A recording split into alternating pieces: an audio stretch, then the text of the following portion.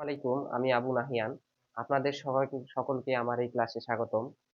আপনারা যারা আগামীতে এইচএসসি পরীক্ষার্থী রয়েছেন তাদের জন্য গুরুত্বপূর্ণ একটি টপিকস পড়াবো।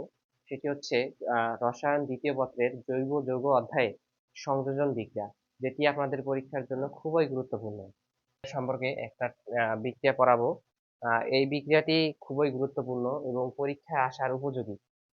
যেমন ধরেন সংযোজন বিক্রিয়া, প্রোপিন সংযোজন বিক্রিয়া বলতে কি বোঝায়, অর্থাৎ সংযোজন বিক্রিয়া কোথায় হয় সেটা আগে বুঝতে হবে আমাদের। অর্থাৎ দ্বিবন্ধন যুক্ত বা ত্রিবন্ধন যুক্ত বা কার্বনের মূলকগুলোতে সংযোজন বিক্রিয়া হয়ে থাকে। যেমন আমরা উদাহরণে আসতে পারি, একটা ধরি প্রোপিন, যেমন হচ্ছে প্রোপিন।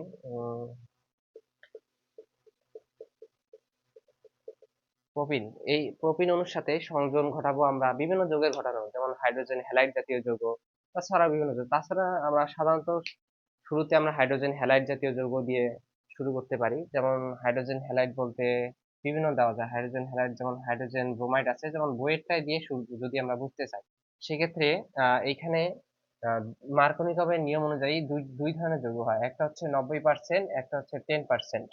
90% এবং 10%। যেমন 90% হবে এখানে হাইড্রোজেন, এখানে হ্যালাইড ব্রোমাইড এবং উৎপন্ন হবে সংযোজন বিক্রিয়া। এই সংযোজন বিক্রিয়া আগে যেমন আমরা বলেছি দ্বিবন্ধন বা ত্রিবন্ধন বা কার্বনের মূলক জাতীয় যৌগে ঘটে থাকে। এখন আমরা দ্বিবন্ধন যুক্ত প্রোপিন অণুকে দেখি, যার সাথে হাইড্রোজেন ব্রোমাইডের সংযোজন বিক্রিয়া ঘটবে। এক্ষেত্রে বিজ্ঞানী মার্কনিকভের নিয়ম অনুসারে দুই ধাপে দুইটি যৌগ উৎপন্ন হয়। একটা দুইটি যৌগ উৎপন্ন হয়, যেমন CH3,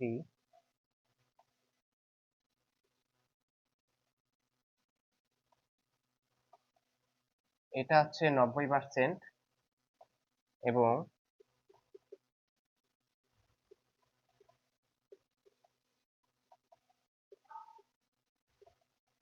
এটা 10% উৎপন্ন হয়। কিন্তু এই 90% এবং 10% এর নীতিটা আমরা এখন ব্যাখ্যা করে দেখাবো। এই বিক্রিয়াটি সম্পূর্ণ 3 ধাপে ঘটবে। প্রথমে হচ্ছে সূচনা ধাপ।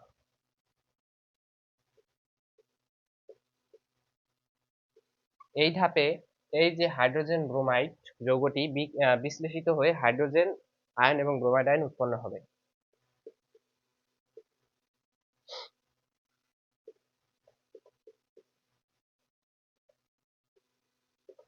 ব্রোমিন আয়ন উৎপন্ন হবে।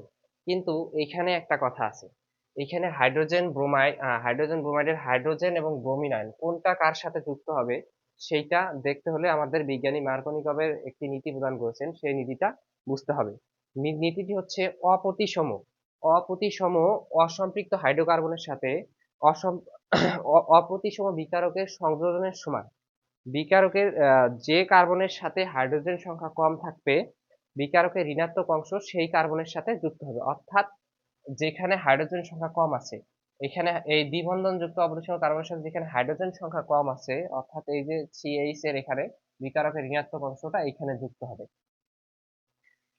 দ্বিতীয় ধাপে আসি, বিস্তারণ ধাপ। এবার বিস্তারণ ধাপে আসে।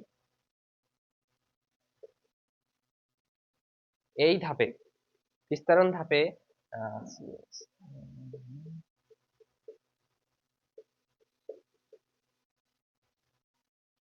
এই হাইড্রোজেন আয়ন বিশ্লেষিত হলো, এবার এটা এখানে যুক্ত হবে। প্রথমে হাইড্রোজেন আয়ন যুক্ত হবে, হওয়ার পর দুই ধরনের যৌগ উৎপন্ন হবে।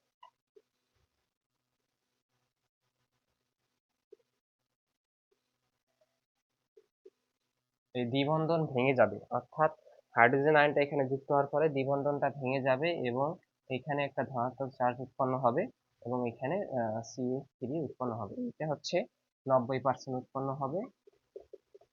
আর বাকি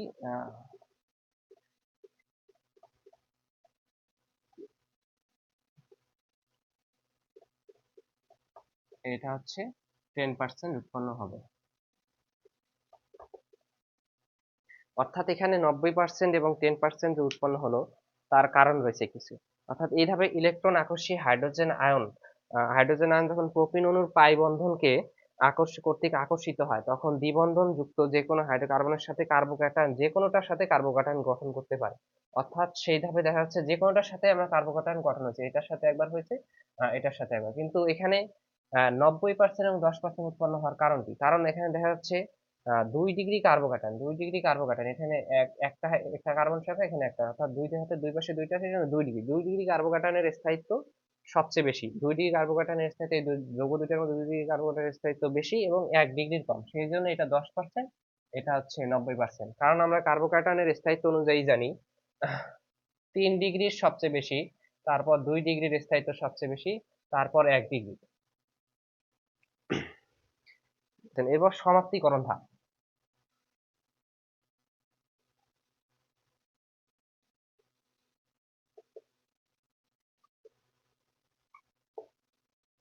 এই ধাপে এই যে দুটো কার্বোক্যাটায়ন উৎপন্ন হলো, এই কার্বোক্যাটায়ন দুটোতেই ব্রোমাইড ঋণাত্মক আয়নটি যুক্ত হবে।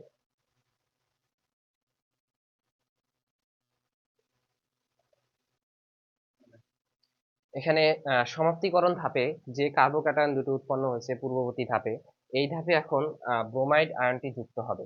কারণ ব্রোমাইড আয়নটি যুক্ত হবে সেই মার্কোনিকভের নীতি অনুযায়ী, যেখানে যে কার্বন ইয়ার সংখ্যা কম, ঋণাত্মক আয়নের সংখ্যা সবচেয়ে, হাইড্রোজেনের সংখ্যা কম হবে যে কার্বোক্যাটায়নটির সাথে ব্রোমাইড আয়নটি, অর্থাৎ ঋণাত্মক আয়নটি সেইখানে যুক্ত হবে। এখানে ব্রোমাইড ছাড়া অন্য কিছু থাকতে পারে, তবে ব্রোমাইড সবচেয়ে বেশি ব্যবহৃত হয়।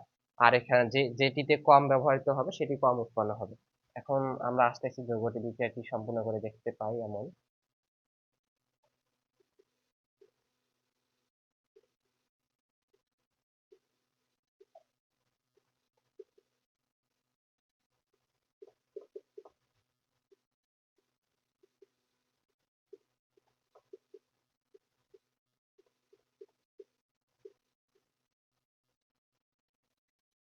এটি 10%, অর্থাৎ ওই আবারও একই কথা, এইখানে এর স্থিতিশীলতা, অর্থাৎ 2 ডিগ্রি ইয়ার স্থিতিশীলতা বেশির জন্য এটি 90% এবং 1 ডিগ্রি স্থিতিশীলতা কম জন্য 10% হয়েছে।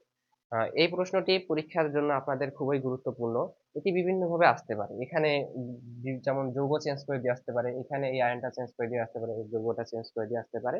এবং যদি আপনারা পারেন তো একটু দেখে যাবেন, আশা করি ইনশাল্লাহ কমন আসবে। ধন্যবাদ সবাই।